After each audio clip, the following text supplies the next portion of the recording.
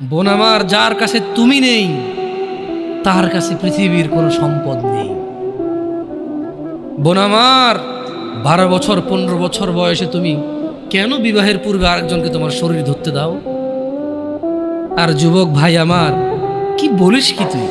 এই পৃথিবী আর পৃথিবীতে যা আছে এর চেয়ে মূল্যবান হচ্ছে এই মেয়েটা। তুই এরকম মূল্যবান একটা জিনিস ওর ধরে ছুঁয়ে তুই ওকে ওর মূল্য কমিয়ে দিবি?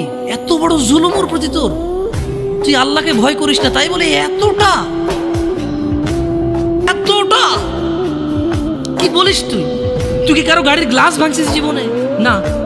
কেন? ওর লস হবে। তুই কি কোনোদিন কোনো মানুষকে ঘুষি দিছিস? না। কারণ তাহলে ও বেচারা কষ্ট পাবে। তুই কি জীবনে কারো পেটে ছুরি ঢুকাই দিছিস? না। ও মরে যাবে, তাহলে ওর ফ্যামিলি ক্ষতিগ্রস্ত, লসে পড়ে যাবে। তুই কি কারো টাকা মারছিস কোনোদিন? না। তাহলে ওর ফ্যামিলি টাকার কারণে কষ্ট পাবে। তাহলে তুই এত ছোট ছোট বিষয়গুলো খেয়াল রাখিস যে আরেকজনের লস হবে? তাহলে তুই এই মেয়েটার জীবনটাকে তুই কি করলি?